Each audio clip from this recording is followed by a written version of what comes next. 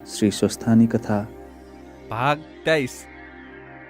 कुमारजी आज्ञा गर्नुहुन्छ, हे अगस्त्य मुनि। त्यसपछि गोमा ब्राह्मणी धागोको लरिया लिएर चन्द्रज्योति नगरको बरहीको घर पुगेर मेरो घरमा सप्तऋषि आएका छन्। यो धागोको पान देऊ, तिनलाई खान दिन्छु भनिन्। त्यति गोमाले भनेको सुनेर बरहीले उत्तर दियो, हे गोमा ब्राह्मणी, पान त कति परि छैन, जो भएको हिजै बेचिसके, नपत्याए हेर भनेर पानको भाँडो उघारेर देखायो। तब भाँडाभरि पान भइरहेको देखि यो के आश्चर्य भयो भनी चिन्ता गरेर भन्यो, हे गोमा ब्राह्मणी, यस भाँडाको पान हिजै बेचिसकेको थिएँ, आज कताबाट आयो? तपाईले मेरो घरमा सप्तऋषि आएका छन्, उनलाई खान दिने भन्दा यस्तो भएको हो कि भनेर लाज मानी तपाईँ धन्य हुनुहुन्छ। त्यो धागो पनि दिनु पर्दैन, पान लगेर ऋषिहरूलाई खान दिनुहोस् भनी आधा जति पान, ल्वाङ, सुपारी समेत दियो र गोमा ब्राह्मणीले मनमा आनन्द मानी पान लिएर घर आउँदा सप्तऋषिहरू गइसकेका रहेछन्। अरू केही नभए पनि पानले ऋषिहरूको आतिथ्य गर्नेछु भनेको म पापिनीको हातको पान खानु पर्ला भनी हिँडेछन्। म धिक्कार रहिछु भनी विस्मात गरिन्। केही बेरपछि कुचो लिएर घर बढारौँ भनी पिरुगा उठाउँदा उनीहरूले छाडेर गएका 7वटा सुनका कौडा देखिन्।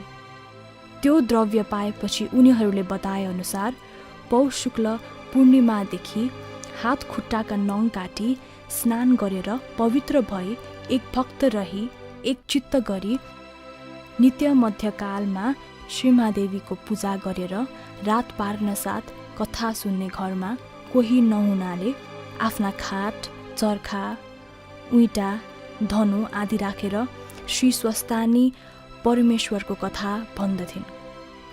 त्यसो गर्दा चन्द्रज्योति नगरको गोठाला केटाकेटीहरूले सुनेर के हो भनी खरको भित्ता च्यातेर च्याउन लागे र बिसौना, उइटा, चर्खा, धनु सामुन्ने राखेर एक्लै बरबराइरहेकी गोमालाई देखेर, हे गोमा ब्राह्मणी, किन एक्लै कराएकी भनी सोधे। अनि गोमाले भनिन्, हे बालक हो, सप्तऋषिहरू आई श्री स्वस्थानी परमेश्वरको व्रत गर अनि उपदेश दिएर गएका हुनाले सोही व्रत गरी श्री स्वस्थानी परमेश्वरको कथा भनेकी हुँ। व्यर्थ कराएकी होइन। मलाई कुनै रोग पनि लागेको छैन, म बहुलाएकी पनि छुइन। सुत्ने कोही नहुनाले ओछ्यान, चर्खा, उइटा, धनुलाई सुनाएकी हुँ। यति गोमाले भनेको सुनि गोठाला केटाकेटीहरूले दिउँसो आफूले खाना लगेको अन्नपात छाडेर गए। सधैँ गोमाले भनेको कथा सुन्दथे र जे सकेको लगिदिन्थे। त्यसो गर्दा श्री स्वस्थानी परमेश्वरको कृपाले गोठाला केटाकेटीलाई घाँस खोज्न धेरै पर जानु परेन, नजिकै पाइलाग्यो। गोमालाई पनि अन्य द्रव्य हुँदै गयो। त्यसो गर्दा गर्दै मध्य शुक्ल पूर्णिमाको दिन सम्पूर्ण सामग्री तयार पारी एकचित्त भई श्री स्वस्थानी परमेश्वरीको पूजा गरिसकेर हातमा अर्घ्यपात लिई, हे स्वस्थानी परमेश्वरी, मलाई महादेवले भिक्षुक रूप भएर डमरुको शब्दले दिएको श्राप नाश गर। फेरि मेरो पुत्र नवराज र मलाई यस लोकमा सुख सम्पत्ति दिई परलोकमा सायुज्य मुक्ति प्रदान गर। हे जगदीश्वरी, आदि मध्य र अन्त नभएकी सृष्टि, स्थिति, संहार स्वरूप भएकी यस्ती हे स्वस्थानी परमेश्वरी, हजुरलाई कोटि कोटि नमस्कार। यसरी महादेवको पनि स्तुति गरी अर्घ्य दिन र दण्डवत प्रणाम गरी प्रसाद झिकी अष्टोत्तर 100मा साग रोटी, 8 अक्षता, 8 बेली पुष्प, 8 पान, 8 कुडका सुपारी सगुन समेत यो मेरो पुत्र नवराजलाई भनी परसारिन्। 100 रोटी आफूले फलाहार गरिन् र रात्रिमा जागराम बसिन्। त्यही रातमा श्री स्वस्थानी परमेश्वरीको व्रतको प्रभावले नवराज टुप्लुक्क आइपुगे र बाहिरबाट, हे माता भनेर डाके।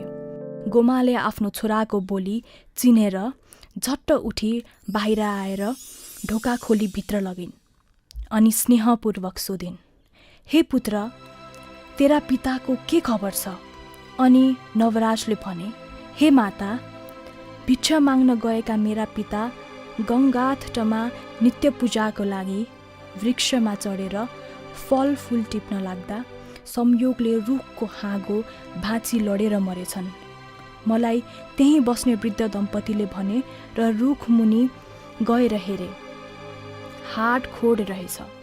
त्यो बटुली गङ्गा नदीमा प्रवाह गरे अनि 10 गात्र र श्राद्ध आदि गरेर घर आउन लाग्दा घरको दुःख सम्झेर त्यसै कसरी जाउँ भनी सहरमा गएर राजाको सेवा गरे। उनले केही द्रव्य दिए र घर आइपुगे। यति नवराजले भनेको सुन्न साथ गोमा अधैर्य भई निर्विवेकी विधाताले 7 वर्षकी हुँदा 70 वर्षको बुढासित विवाह गरायो। उही बुढा पनि मेरो यस्तो यौवनको बखतमा खोसेर लगिदियो। हे स्वामी, भिक्षा माग्न गएका तिमीले मलाई अनाथ तुल्याई एक्लै छाडी कता गयो?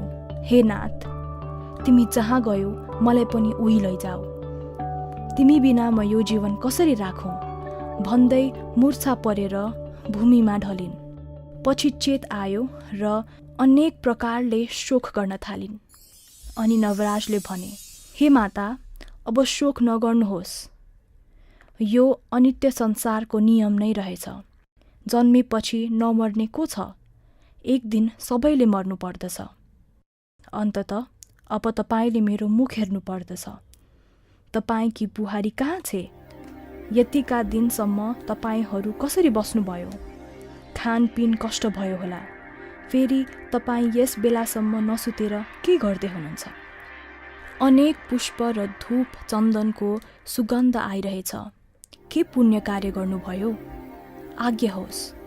यति नवराजले भनेको सुनि गोमाले धैर्य धारण गरेर भनिन्, हे नवराज, थाकेर आएको छस्, भोक लाग्यो होला, पहिले खानेकुरा खा भनी खाना दिन्।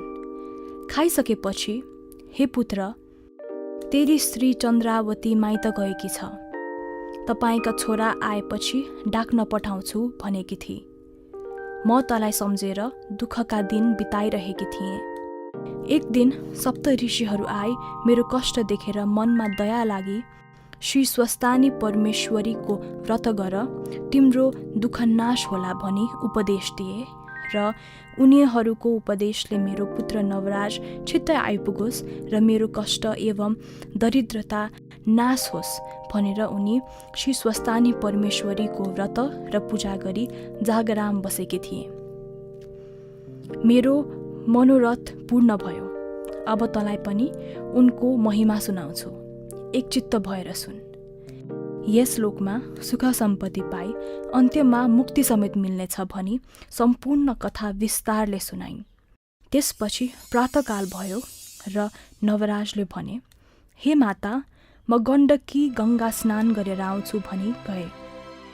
अनि गण्डकी गङ्गामा गई स्नान गरिसकी हरिहरको पूजा र स्तुति गर्दा गोमा ब्राह्मणीको व्रतको प्रभावले गण्डकी गङ्गाबाट हरिहर प्रकट भई, हे नवराज, तेरी माताले गरेको स्वस्थानी परमेश्वरीको व्रत प्रभावले हामी प्रसन्न भयौँ। वरदान ल्याऊ।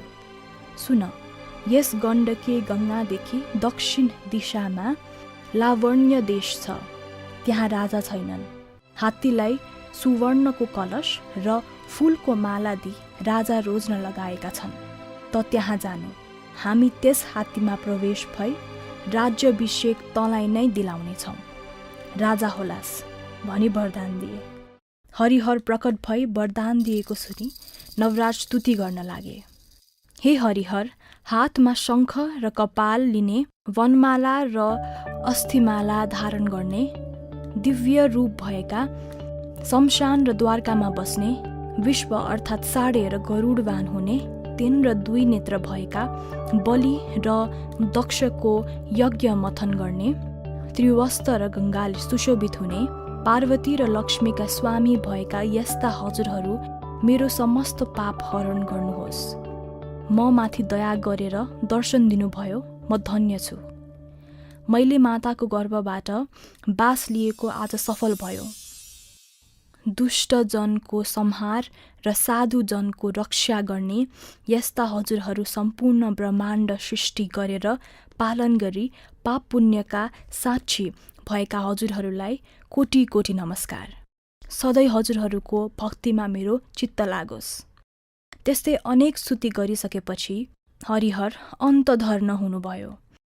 अनि नवराज हरिहरको दर्शन पाएपछि सूर्य झैँ तेजिला भएर घर पुगे। गोमाले छोरालाई त्यस्तो तेजले युक्त भएको देखेर आश्चर्य मान्दै सोधिन्, हे नवराज, त आज अत्यन्त तेजवन्त देखिन्छस्। त्यसै हो कि मेरो चित्तको भ्रान्ति हो? म त देवराज इन्द्रभन्दा पनि तेजिलो देखिरहेकी छु। यति महतारीले भनेपछि नवराजले गण्डकी गङ्गामा स्नान गर्न जाँदा गण्डकी गङ्गाबाट हरिहर प्रत्यक्ष भएको र लावण्य देशको राजा होलास् भन्ने वरदान दिएको सारा वृत्तान्त सुनाई। हे माता, हजुरको तपस्याको प्रभावले म यस्तो भएँ भने। यदि नवराजले भनेपछि गोमा प्रसन्न भएर बोलिन्, हे नवराज, मेरो पुत्र चाँडै आइपुगोस् भनेर श्री स्वस्तानी परमेश्वरीको व्रत गरी प्रसाद राखिदिएको छु। लौ ल्याऊ, स्वस्तानी परमेश्वरीले सदैव तिम्रो कल्याण गरून्, सधैँ उनको भक्तिमा चित्त लागिरहोस्। यति भनेर श्री स्वस्तानी परमेश्वरको प्रसाद 8 गनेर राखेको सगुन समेत दिन् र हे पुत्र, तिमी हरिहरको आशीर्वादले लावण्य देशको राजा भए पनि आशीर्वाद दिन्। नवराजले पनि श्री स्वस्तानी परमेश्वरीको प्रसाद खाई माताको चरणमा दण्डवत प्रणाम गरी लावण्य देश जान भनी हिँडे।